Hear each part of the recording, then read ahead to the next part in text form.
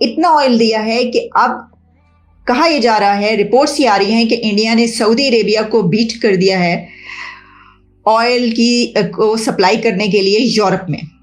Europe को बहुत तेजी से वो लार्जेस्ट सप्लायर बन गया है यूरोप को, जो उसे रिफाइन करके दे रहा है। क्या कहना चाहेंगे, ये अपॉर्चुनिटी हमारे पास भी होती, हम भी इसे अवेल करते, फायदा उठाते?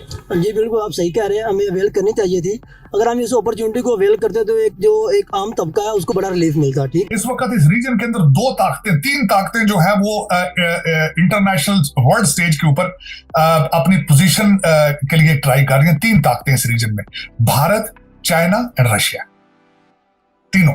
यूरोप को पता है ना कि जो ऑयल है वो कहां से जा रहा है, किसका जा रहा है, उनको ये इल्म है, लेकिन वो ले रहे हैं क्योंकि इसके बगैर गुजारा नहीं, और उनको ऑयल चाहिए, वो इंडिया से ले रहे हैं। इंडिया के लिए एक बहुत बड़ी अपॉर्चुनिटी बन गई। तो ये अब बात है, बाजवा साहब ने डिस्कस की थी कि अगर हम तरक्की करना चाहते हैं, अगर हम एक जो ना स्ट्रॉन्ग नेशन बनना चाहते हैं, तो हमें 100 साल इंडिया के साथ जंग नहीं करनी चाहिए, या कभी नहीं करनी चाहिए। इसका मतलब ये है कि हम 100 साल बाद करेंगे। देखें उसकी नवाज शरीफ नहीं बात कर रहा हूँ कि अपने आप को स्ट्रॉन्ग करने के लिए वो अपनी भारत की दुश्मनी बेचते हैं चाइना के सामने ले जाकर।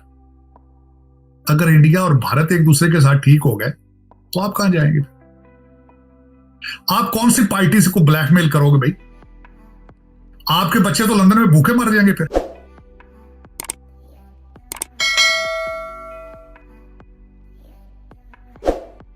नमस्कार दोस्तों, स्वागत है आप सभी का टॉप न्यूज चैनल पर। भारत ने इस बार ऐसा रिकॉर्ड बनाया कि बड़े बड़े धुरंधर देखे रह गए और पाकिस्तान तो खबर सुनकर सदमे में चला गया। अमेरिका ने रूस पर आर्थिक सैंक्शन लगाए तो अमेरिका के साथ साथ पूरे यूरोप ने रूस से व्यापार बंद कर दिया था, और जो भी देश अमेरिका के कहने में थे उन सब देशों ने रूस से व्यापार बंद कर दिया। लेकिन अकेला भारत ऐसा था जो अमेरिका का दोस्त होते हुए रूस से तेल खरीदकर इतिहास रच दिया। लेकिन यूरोप को तेल के लाले पड़ने लगे तो दौड़े दौड़े आए भारत के पास, और वही रूस वाला तेल भारत सस्ता खरीदकर फिल्टर करके पूरे यूरोप को बेचता है, और इतना बेचा कि तेल बेचने में सऊदी से भारत आगे निकल चुका है। जिस देश में तेल के कुएं हैं उस देश से ज्यादा तो भारत यूरोप को तेल बेचता है। भारत की इतनी बड़ी उपलब्धि देखकर पाकिस्तान में तो मातम छाया हुआ है। अमेरिका को थोड़ा ही पता था कि भारत इस मौके का इतना बड़ा फायदा उठा लेगा। रूस पर सैंक्शन लगाना अमेरिका और यूरोप के लिए भारी पड़ गया। भारत का यह रिकॉर्ड देखकर अरब देश भी परेशान है। टॉप न्यूज पर आने के लिए धन्यवाद दोस्तों। वीडियो को पूरा देखें, लाइक शेयर और सब्सक्राइब जरूर करें। जय हिंद। इंडिया ने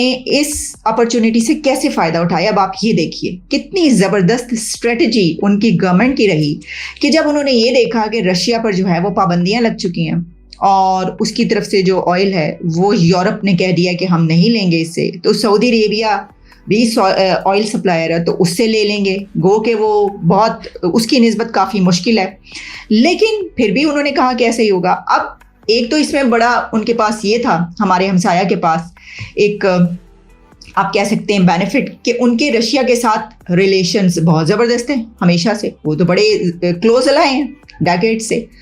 तो उन्होंने रशिया से ऑयल लेना शुरू कर दिया, लेकिन ऑयल बड़े पैमाने पर लिया। उन्होंने भांप लिया कि अब ये जो है इससे हम बड़े अच्छे तरीके से फ़ायदा उठा सकते हैं, और इतना ऑयल उन्होंने वहाँ से लिया है सस्ते दामों, क्योंकि रशिया ने इंडिया को बहुत ही चीप रेट्स पर ऑयल दिया है।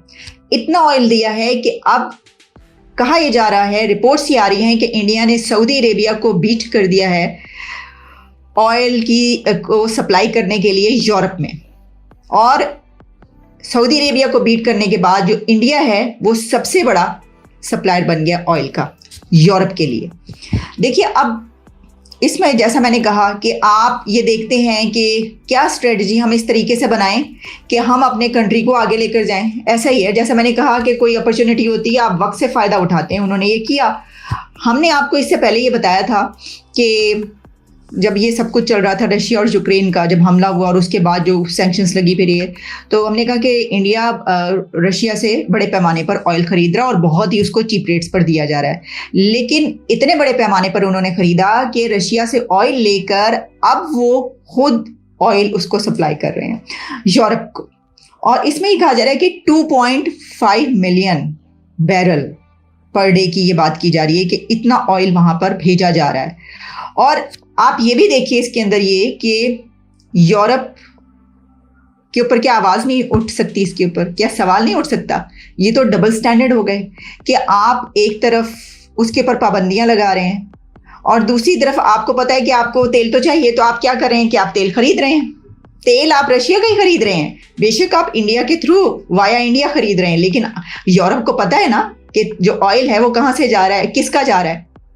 उनको ये इल्म है, लेकिन वो ले रहे हैं क्योंकि इसके बगैर गुजारा नहीं, और उनको ऑयल चाहिए, वो इंडिया से ले रहे हैं। इंडिया के लिए एक बहुत बड़ी अपॉर्चुनिटी बन गई। तो ये अब बात है कि अगर ऑयल की बात करें, पाकिस्तान में दिन ब दिन पेट्रोल की कीमत बढ़ती है, दूसरे तमाम जितने भी ऑयल्स हैं उनकी कीमत बढ़ती है। रशियन ऑयल की अगर बात करें, जो कि रशिया यूक्रेन वार स्टार्ट हुई, बहुत से कंट्रीज के हवाले से अगर बात करें, उन्होंने ऑयल लेना बंद किया रशियन ऑयल, क्योंकि सैंक्शंस थी रशिया के ऊपर। इंडिया ने उस टाइम पे ऑयल लिया। इस टाइम सबसे बड़ा जो सा उसका ऑयल का इंपोर्टर है रशियन ऑयल का, वो भी इंडिया है। और आगे यूरोप को बहुत तेजी से वो लार्जेस्ट सप्लायर बन गया है यूरोप को, जो उसे रिफाइन करके दे रहा है। क्या कहना चाहेंगे, ये अपॉर्चुनिटी हमारे पास भी होती, हम भी इसे अवेल करते, फायदा उठाते?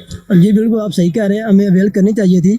अगर हम इस अपॉर्चुनिटी को अवेल करते तो एक आम तबका है उसको बड़ा रिलीफ मिलता। ठीक है, हमने ये अपॉर्चुनिटी इसलिए अवेल नहीं की, एक तो हमारे ऊपर सैंक्शंस होती हैं, अमेरिका की तरफ से हमें परमिशन लेना पड़ती है, क्योंकि हम इतनी जो हमारी जो इकोनॉमी है वो जो है ना वो डिपेंडेंट है लोग बाकी अमेरिका से परमिशन क्यों? पाकिस्तान है कि आज़ाद मुल्क नहीं है, लेकिन हमारी जो फॉरेन पॉलिसी है वो जो है ना वो डिपेंडेंट है। ठीक है, इसलिए फिर उन्होंने बड़ी चीप रेट्स पे ऑफर्स की, जो कि बड़े बड़े मुल्कों ने कबूल कर ली, जिनमें इंडिया भी शामिल है। और हम देखते रह गए। हम क्यों देखते रह गए? हमारी खराबियों की एक बड़ी वजह जो है ना वो मुनीर नियाजी साहब की उस नज़म में शामिल है कि किसी को मनाना हो या रूठ जाना हो, मैं अक्सर देर कर देता हूँ।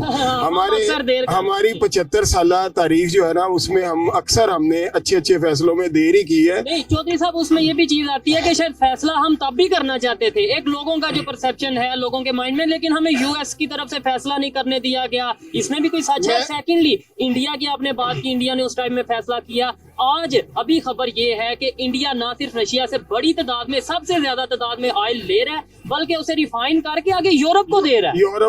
और इन बल्क दे रहा है। हो ये रहा है कि इस वक्त एक बनी हुई है इक्वेशन, वो इस तरह है कि इंडिया लेता है रशिया से तेल, उसको रिफाइन करता है, और पूरे यूरोप को वही तेल जो है वो अपने रेट्स पे प्रॉफिट कमा रहे हैं। वो अपनी भारत की दुश्मनी बेचते हैं चाइना के सामने ले जाकर। अगर इंडिया और भारत एक दूसरे के साथ ठीक हो गए तो आप कहां जाएंगे? आप कौन सी पार्टी से को ब्लैकमेल करोगे भाई? आपके बच्चे तो लंदन में भूखे मर जाएंगे। फिर डॉलर किस तरह पहुंचेंगे उनको? पाउंड किस तरह पहुंचेंगे उनको? यहां पे टोरंटो के अंदर जो मेंशंस हैं आपके, वो किस तरह चलेंगे आगे? आपको सोचना चाहिए, आज बैठ के सोचना चाहिए, क्योंकि they are talking about it. सबसे पहले तो बात यह है, मैं एजाज चौधरी साहब की बात, हमारे जो एक मिनिस्टर थे, उनकी बात मैं नहीं बिल्कुल भूल सकता। उन्होंने एक आर्टिकल लिखा था, उन्होंने कहा था कि इन पाकिस्तान को सबक सीखना चाहिए भारत और चाइना की रिलेशनशिप पे। एक दूसरे के साथ जंग भी कर रहे होते हैं, ट्रेड भी कर रहे होते हैं, लेकिन हमारे सिर्फ एक ही काम करने में तेज है, नफरतें, कदूरतें, ट्रबल्स, शरारतें, ये सारी चीजें। और अब वो नहीं चल नहीं रहा ना। मसला तो ये है, अब आगे मजीद गुंजाइश कोई नहीं है। मैं एक चीज पे मैं बड़ा आल ऐलान बोलता रहा हूं, मुझे अफसोस है उस बात पे भी कि मैं कहता रहा हूं, लेकिन हमारी कौन सुनता है। मैं कहता था कि जो जम्मू के अंदर एक हादसा हुआ है, this is an opportunity for Pakistan to come out clean.